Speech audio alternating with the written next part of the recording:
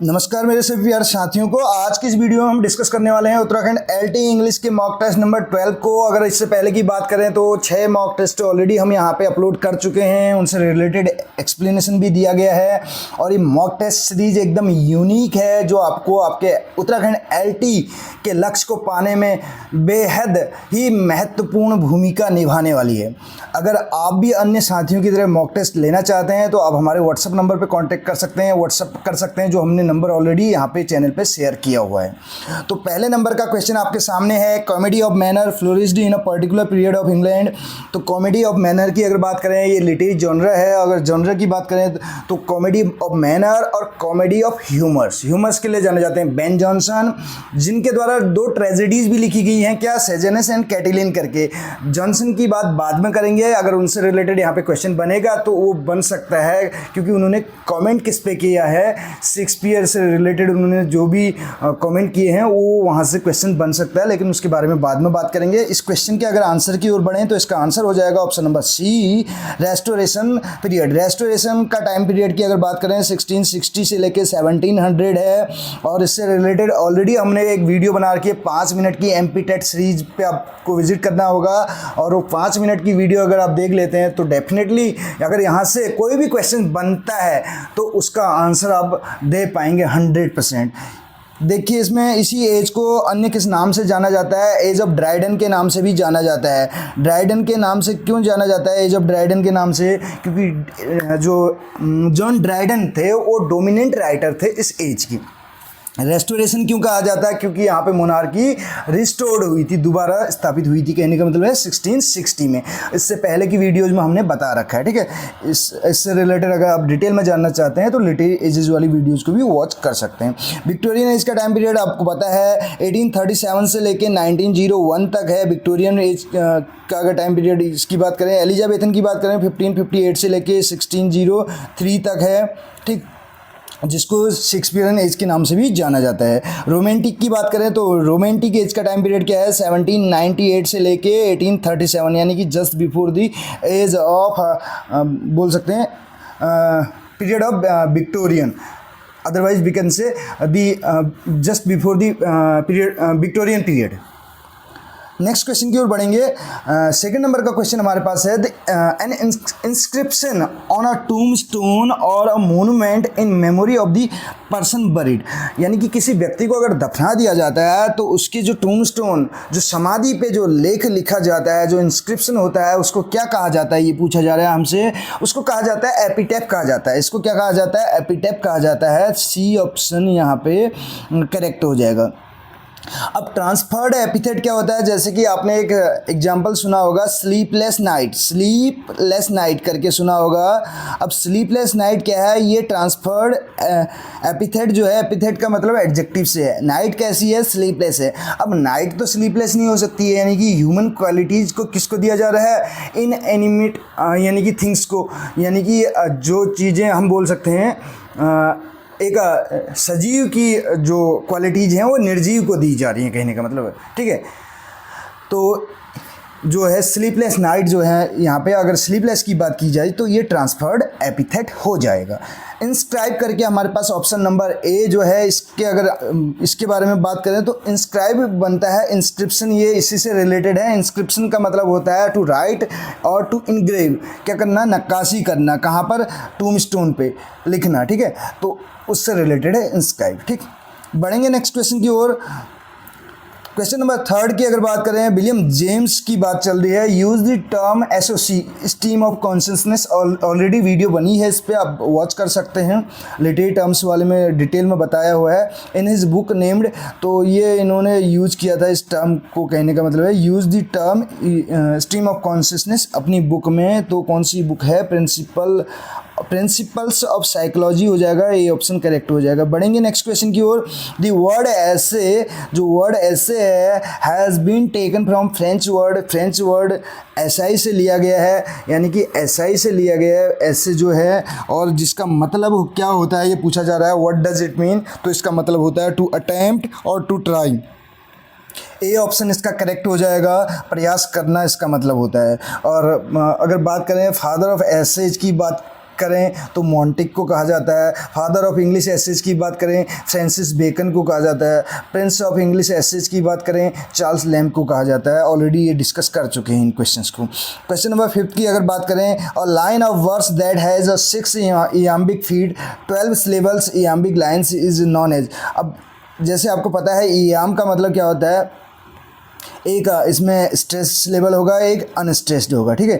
तो 12 सिलेबल्स की बात की जा रही है, तो 6 इयाम्बिक फीट जिसमें होते हैं तो उसको क्या कहा जाता है। हम अगर बात करें स्पेंसरियन स्टेंजा की बात करें, ठीक है, तो इसमें आपको पता है कितनी लाइन्स होती हैं, 9 लाइन्स होती हैं। कितनी होती हैं? 9 लाइन्स होती हैं। तो इसकी जो 8 लाइन्स होती हैं वो इयाम्बिक पेंटामीटर में लिखी जाती हैं, और जो 9th नंबर की लाइन है वो इयाम्बिक जो है हेक्सामीटर में लिखी जाती है, जिसको अलेक्जेंड्राइन बोला जाता है। तो इसलिए इसका ऑप्शन नंबर ए जो है करेक्ट हो जाएगा। बढ़ेंगे नेक्स्ट क्वेश्चन की ओर। क्वेश्चन नंबर 6 क्या कहता है, which type of fiction includes genres like horror, detective crimes, science, romance, western, action, adventure, mystery. ये किस टाइप के फिक्शन में हमें देखने को मिलता है? तो ये देखने को मिलता है हमें पल्प फिक्शन में, जिसको जंक फिक्शन के नाम से भी जाना जाता है। ऑप्शन नंबर ए इसका करेक्ट हो जाएगा। बढ़ेंगे नेक्स्ट क्वेश्चन की ओर। क्वेश्चन नंबर 7 देख के आपके सामने है, आप भी अपना स्कोर जरूर बताएगा कि आपने कितना स्कोर गेन किया इसमें। This is the term which is applied to the poetry of John Donne. John Donne की जो है पोइट्री में अप्लाई किया जाता था ये term. It was first used by doctor Samuel Johnson. Doctor Samuel Johnson के द्वारा पहली बार इसको यूज किया गया। Who borrowed it from Dryden's phrase, जिन्होंने इसको बोरो किया था ड्राइडन के फ्रेज फ्रॉम डन, जो कि ही अफेक्ट्स द मेटाफिजिक्स से इसको बोरो किया गया था। द टर्म इज, तो टर्म कौन सा है? द मेटाफिजिकल पोइट्स करके ए ऑप्शन इसका करेक्ट हो जाएगा। बढ़ेंगे नेक्स्ट क्वेश्चन की ओर। क्वेश्चन नंबर 8 कहता है denotation. Denotation is the dictionary meaning. Denotation क्या होती है? डिक्शनरी। डी से डिक्शनरी याद रखना है आपको। और इसी तरह अगर बात करें तो कॉनोटेशन क्या होता है?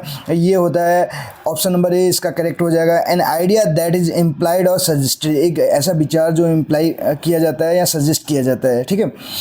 Biographies and essays are the instances of, यानी कि एग्जाम्पल हैं बायोग्राफी और एसेज। तो बायोग्राफी जो है रियलिटी पे बेस्ड होती है, या एसेज की भी बात करें तो रियलिटी यानी कि वास्तविकता, और जो वास्तविकता से परे हो उसको बोलते हैं फिक्शन। कल्पना पे आधारित उसको फिक्शन बोलते हैं, और जो फिक्शन पे आधारित ना हो उसको नॉन फिक्शनल प्रोज बोलेंगे। तो बी ऑप्शन इसका करेक्ट हो जाएगा।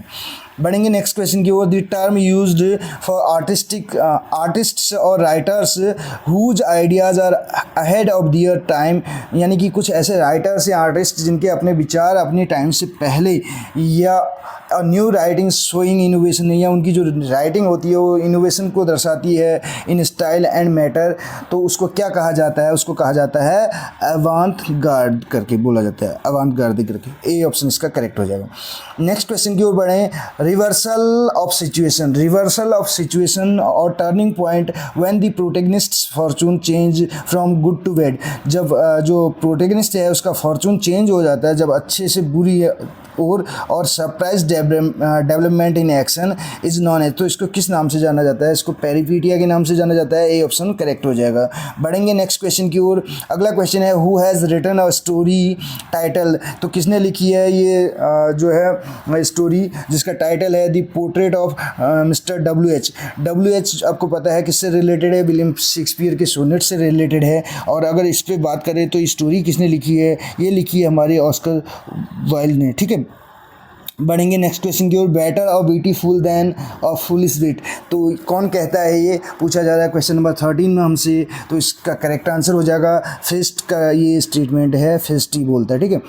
नेक्स्ट क्वेश्चन हमारा है हु सिंग्स द सॉन्ग। कौन गाना गाता है? ये वाला। Under the green wood tree blow blow blow the winter wind in as you like it. As you like it William Shakespeare का है, उसमें ये गाना कौन गाता है ये पूछा जा रहा है। तो ये गाना जो है एमिन्स करके, सी इसका करेक्ट आंसर हो जाएगा। ये एमिन्स गाता है, ठीक है। Malcolm and Donalbain are the sons of. तो ये किसके बेटे हैं? मैलकलम और डोनाल्डबिन जो हैं ये डंकन के हैं। ए ऑप्शन इसका करेक्ट हो जाएगा। नेक्स्ट क्वेश्चन की ओर बढ़ें। क्वेश्चन नंबर 16 कहता है, देखिए the first act of arms and the man open scene. तो पहला एक्ट जो है शुरू होता है किसके साथ, यानी कि कहाँ पे शुरू होता है? बेड चैम्बर ऑफ रेना करके। सी ऑप्शन इसका करेक्ट हो जाएगा। बढ़ेंगे नेक्स्ट क्वेश्चन की ओर। क्वेश्चन नंबर 17 क्या कहते हैं, Tughlaq was published in Kannada, Tughlaq publish हुआ था कन्नड़ा में, तो 1964 में हुआ था, कन्नड़ा में पूछा जा रहा है, ध्यान दीजिएगा। ठीक, बढ़ेंगे नेक्स्ट क्वेश्चन की ओर, थोड़ा सा स्पीड से चलेंगे क्योंकि ऑलरेडी यहाँ पे 2:45 हो चुका है, तो क्लासेस का टाइम यहाँ पे स्टार्ट होने वाला है, तो थोड़ा सा स्पीड से ही हम इसको कवर करने की कोशिश करेंगे। Who has lost her husband and 5 sons to the sea, तो किसने अपने हस्बैंड और 5 बेटों को जो है समुद्र में खोया था, तो आपको पता होगा समुद्र से रिलेटेड अगर कहानी आ रही है तो जेम्स सिंज का है राइडर्स टू दी सी करके। ठीक, उसी से रिलेटेड ये क्वेश्चन है, तो मौर्य इसमें करेक्ट आंसर हो जाएगा 18 का ए। बढ़ेंगे नेक्स्ट क्वेश्चन की ओर, अगला क्वेश्चन आपके सामने है, डन्स वाइफ डाइज, डन की वाइफ की मृत्यु होती है 5 days आफ्टर, 5 दिन बाद, giving birth to the 12th stillborn child, 12वें स्टिल बोर्न जो है बोर्न चाइल्ड को जन्म देने के बाद। Donne writes a poem, Donne एक कविता लिखते हैं अबाउट दिस लॉस, इस लॉस के बारे में, तो कौन से सोनेट में लिखते हैं, ये हो जाएगा option number A 17th holy sonnet, 19 का ए ऑप्शन जो है करेक्ट हो जाएगा। बढ़ेंगे नेक्स्ट क्वेश्चन की ओर, अगला क्वेश्चन क्या कहते हैं, देखिए क्वेश्चन नंबर 20 आपके सामने है, the rape of the lock revised edition consist of, तो रिवाइज्ड एडिशन की बात की जा रही है तो 5 कैंटोज हो जाएगा, लेकिन पहले अगर शुरुआत के उसमें बात करें तो पहले एडिशन में कितने इसमें वो थे कैंटोज, ये आपको बताना है, ऑलरेडी हम इस बारे में बात कर चुके हैं पुरानी वीडियोज़ में।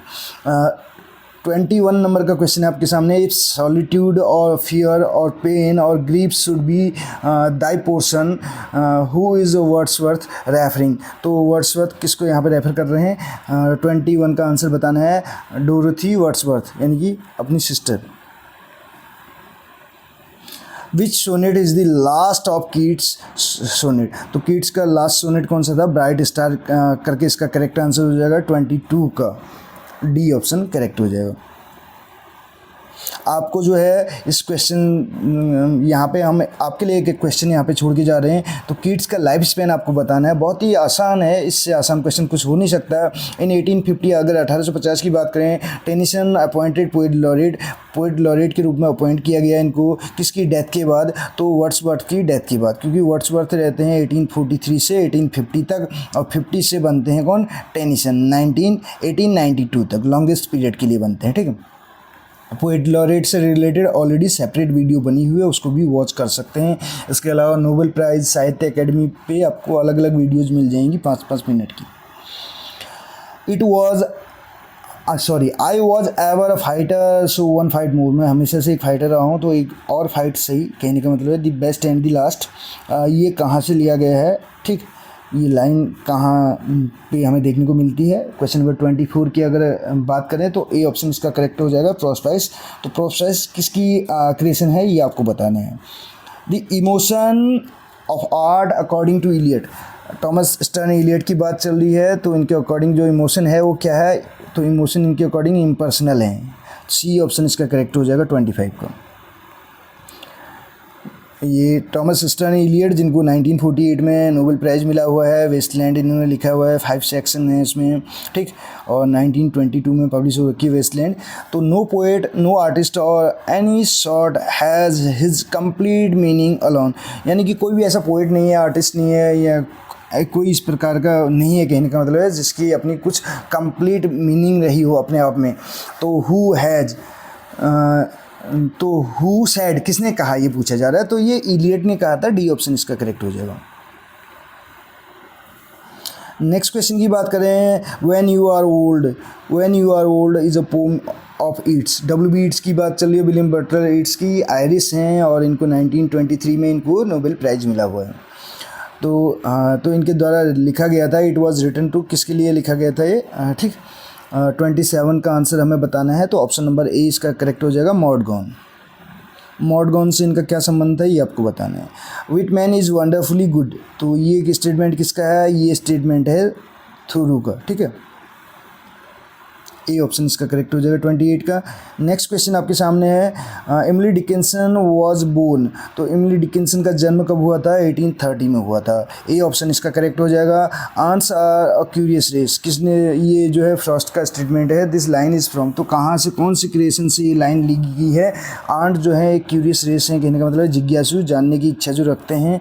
तो डिपार्टमेंटल से है, सी ऑप्शन इसका करेक्ट हो जाएगा। और फ्रॉस्ट की बात करें तो इनको ही होमस्पन फिलोसोफर के नाम से भी जाना जाता है। 4 टाइम पुलित्जर प्राइज़ मिला है, अमेरिकन है, ऑलरेडी इनके बारे में डिस्कस कर चुके हैं।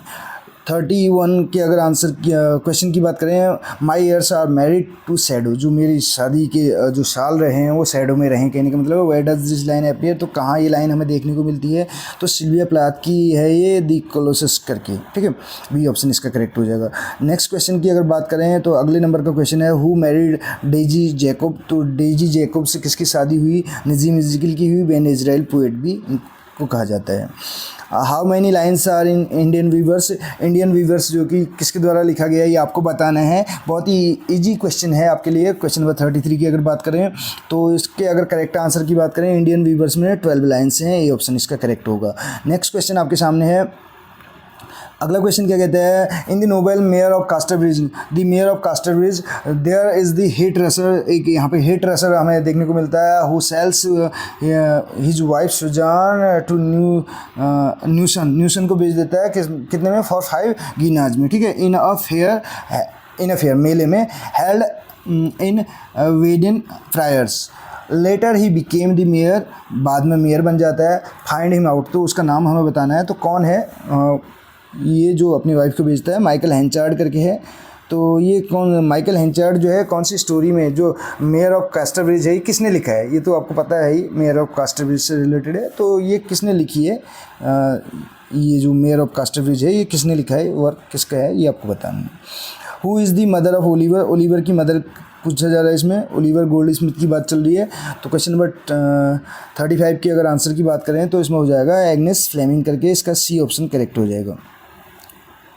नेक्स्ट क्वेश्चन की ओर बढ़े। He is intellectual but always critical. Intellectual तो था लेकिन कहने का मतलब है इंटेलेक्चुअल तो है, इसके साथ साथ क्रिटिकल भी। ही प्रपोजेज टू क्लेरिसा को जो है प्रपोज करने की कोशिश करता है, बट सी रिजेक्ट्स, लेकिन वो रिजेक्ट कर देती है उसे इन फेवर ऑफ रिचर्ड, क्योंकि वो रिचर्ड को पसंद करती है, कहने का मतलब है इस कारण वो उसको रिजेक्ट कर देती है। ही इज, कौन है वो? तो ये पीटर वेल्स हैं। ये कौन है? पीटर वेल्स हैं, सी ऑप्शन करेक्ट हो जाएगा। नेक्स्ट क्वेश्चन की बात करें, इनटचेबल जो है अनटचेबल नहीं बोला, अनटचेबल जो क्रिएशन है आपको पता है मुल्कराज आनंद की है। तो हु वॉज द जमींदार ऑफ द ऑल स्वीपर्स। तो ऑल स्वीपर्स का जमींदार कौन होता है? इसमें लाखा होता है। तो अनटचेबल का जो है प्रोटेगनिस्ट कौन होता है ये आपको बताना है। लाखा, बाखा और राखा में क्या संबंध है इसको भी आपको बताना है, ऑलरेडी हम बता चुके हैं इस बारे में। नेक्स्ट क्वेश्चन आपके सामने है, which journal was edited by Narayan. आर.के. नारायण की बात चल रही है, ठीक है। 1960 में जिनको साहित्य अकेडमी मिला, 1958 में गाइड इनका वर्क आपको पता है इस बारे में। तो इन्होंने कौन से उसको जर्नल यानी कि पत्रिका को जो है इन्होंने एडिट किया, उसका संपादन किया, तो इंडियन थॉट करके है, इसका सी ऑप्शन करेक्ट हो जाएगा। नेक्स्ट क्वेश्चन की ओर बढ़े। The first edition of woken से एसेज कंटेन, जो पहला एडिशन था वेकन के एसेज का, उसमें कितने एसेज थे? उसमें 10 एसेज थे, बी ऑप्शन इसका करेक्ट हो जाएगा। तो एसेज के कितने कलेक्शन आए हुए थे आपको ये बताना है, ठीक है। एडिशंस आए हुए थे ये आपको बताना है। The Spectator was followed by, Spectator को फॉलो किया गया किसके द्वारा? गार्जियन करके हो जाएगा, ए ऑप्शन इसका करेक्ट हो जाएगा। Next question, essays of Elia appeared. Essays of Elia का संबंध चार्ल्स लैम्ब से आपको पता है, और ये जो है अपीयर कब हुआ था? 1823 में।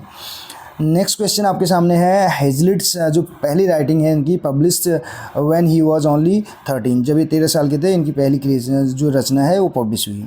गांधी की अगर बात करें, गांधी जी की बात करें तो इनका बर्थडे 2 अक्टूबर को मनाया जाता है, 2 अक्टूबर को। तो इस सेलिब्रेटेड, किस रूप में इसको सेलिब्रेट किया जाता है? तो इसको international day of non violence के रूप में मनाया जाता है, अहिंसा, ठीक है। क्वेश्चन नंबर 44 आपके सामने है, who wrote pebbles on the shore. Pebbles on the shore किसने लिखा? ये एज गार्डनर ने लिखा है, और इनका जो है पेन नेम क्या है ये आपको बताना है। हु डिस्क्राइब्स हिमसेल्फ, अपने आप को कौन डिस्क्राइब करता है एज एन एग्नोस्टिक, एक एग्नोस्टिक के रूप में अपने आप को जो है कौन डिस्क्राइब करता है, तो ये हमारे बर्ट्रैंड रसेल साहब हैं। 45 का आंसर क्या हो जाएगा यहाँ पर, 45 का आंसर हो जाएगा डी। अब एग्नोस्टिक का मतलब क्या होता है आपके लिए, यहाँ पे जो है वन वर्ड सब्स्टिट्यूशन से अगर क्वेश्चन पूछा जाता है तो आपको हेल्प करेगा। A person who holds the view, जो होल्ड करता है व्यू को, दैट एनी अल्टीमेट रियलिटी, यानी कि किसी भी अल्टीमेट रियलिटी से संबंधित, जैसे कि भगवान से संबंधित, इज अननोन, तो क्या है, अज्ञात है, प्रोबेबली अननोएबल करके बोला जा रहा है। नेक्स्ट क्वेश्चन देखिए, द फर्स्ट ओपियम वॉर अपीयर्सन, पहला ओपियम वॉर जो है अपीयर हुआ, कब वो अपीयर हुआ, किस में अपीयर हुआ था, ये जो है आइविस ट्रियोलॉजी में हुआ था, इविस ट्रियोलॉजी जिसको बोला जाता है। ये किसकी वो है आपको बताना है, कलेक्शन किसके वर्क्स का है ये आपको बताना है, ठीक है।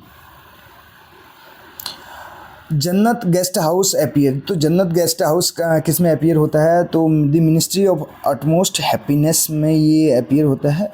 और ये दी जो वर्क है आपको पता है, दी गॉड ऑफ स्मॉल थिंग्स वगैरह, ये सब किसके हैं, अरुंधति रॉय के हैं। गॉड ऑफ स्मॉल थिंग्स के लिए उनको जो है मान बुकर मिला था, कब मिला था ये आपको बताना है।